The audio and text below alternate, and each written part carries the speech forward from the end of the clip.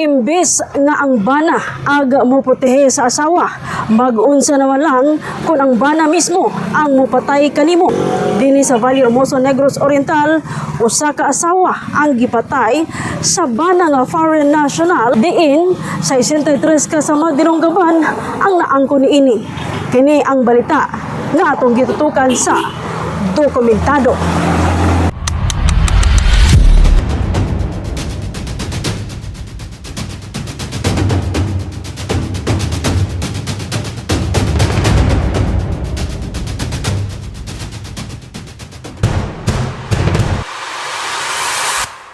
Kini ang naabdan nga eksena sa K5 News FM San Carlos team sa usa ka purinarya sa Valle Hermoso, Negros Oriental diyang gidala aga patayng lawas sa asawa nga gipatay sa bana nga foreign national.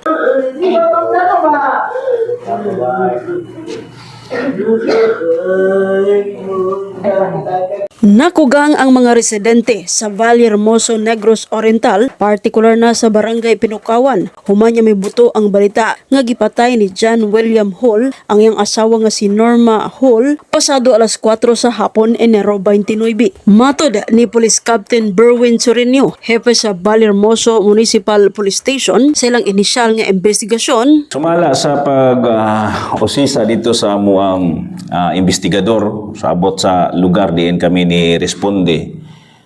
Usab ang mga aligasyon sa mga palibot nga mga bystander o sa iyahang mga kadugo nga didto nakasaksi sa mga panghitabo. Ang pinaka main nga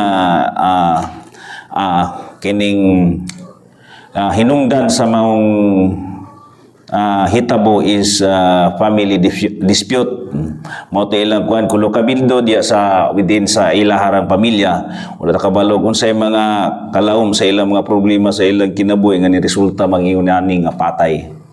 Dito sa sulod sa gamay nga lawak sa ilahang balay, nagpasad ni mga dugo niya mga dunay mga buak nga window glass.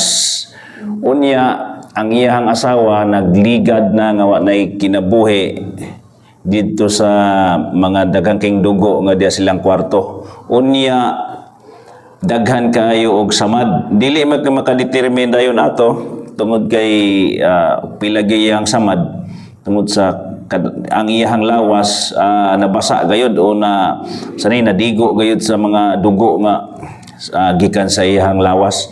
Og didto ang pariner sa among nakita naghubo pa ni gabit-bit siya glass iya pong atem og yukyok ang iyahang gislas niya ang iyahang liog mo to nga siya mismo do na po'y mga samad. Pero sa ngadto namong pag-usisa sa iyahang kwarto, do namin nakita nga ebidensya nga kutsilyo nga mao'y murag silbing gigamit niya pagdunggab sa iyahang asawa. Ang diri dapit sa liog nga ad niya gidunggab dapit sa atubangan nga parte sa liog o diri sa may batiis o daghan pang parte sa iyang kalawasan nga nakahiagom gayud og mga daghang samad nga mao siguro hinungdan sa iyahang hinanaling kamatayon. Mga unsa gitas-on sa kutsilyo sir? Ang gitas-on sa mga including sa ayahang handle murag ana gid mukapin gamay sobra sa usa ka roller. Dako niya ang iyang gilapdon murag ana sa mga tris. Sa tupad dako-dako gud siya nga klase nga kutsilyo nga sarang yung ikamatay inigdunggab.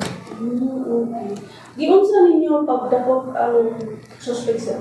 Pag-abot na mo sa area sa nahitabuan, ang maong foreign national nagdumili gayud sa pag-surrender mao tong among gialam-alaman nga unta sa malinawon nga pamaagi mo surrender siya kay wala man tay mahimo kung do na nagigipatay mo gamit yuta og kanang nila pa to kanang commensurate nga force para nga ma-arrestar siya kung wala niya buhata ang amo nga gimando niya. Amo siyang giingnan nga surrender o sa malinawon dayong motong ni kalma siya among gisultian pagkahuman amo dayong gi-arrestar sa sala nga pagpanunggab og gibasahan dayon siya sa iyang constitutional rights nga maoy protocol na mga pulis kung doon na kami arestar.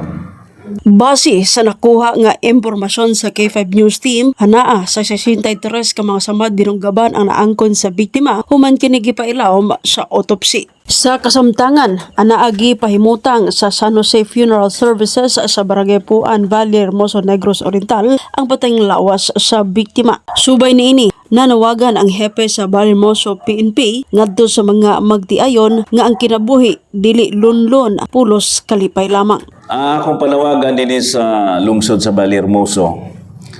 Ang kinabuhi dili maguna siya lunlon nga kalipay.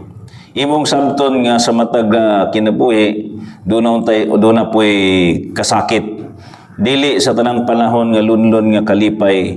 Nga imong tang sabton nga sa panahon diin ang mga problema o kasakit andam usab ka nga mo atubang niini susama sa pag-experience nimo pag sinati sa imuhang kalipay. Nga bisan pa man sa kalisod sa kinabuhi, tungod kay ang pag-atubang sa kinabuhi ug isog ka nga tao dili iresulta nimo sa susama ani nga pangharas o pasama ani nga matapuson ninyo ang inyong kinabuhi. Ang tinuray nga tao ug ang makigbisog sa kinabuhi nga lisod sa mga problema o kasakit is kanang taong kabalong mo survive sa kadadlaw sa iyang pagkinabuhi nga magmalinawon bisan pa man sa tanan nga problema nga mudangat o mga pagsulay diya sa kinabuhi. Akong hangyo sa tanan para nga atong susyudad usab ambag kita bisan dili na lang sa mga material nga butang kun dili diya sa pagka malinaw nato. So sa mga katawhan din sa Valle Hermoso. Samtang nga kasong parricide ang atubangon sa sospetsado. Diri sa Valle Hermoso, Negros Oriental, kini si K5 Jezabel Barbecho para sa Kampiyon nga Balita, Serbisyo Publiko o Kalingawan sa Negros. K5 News FM.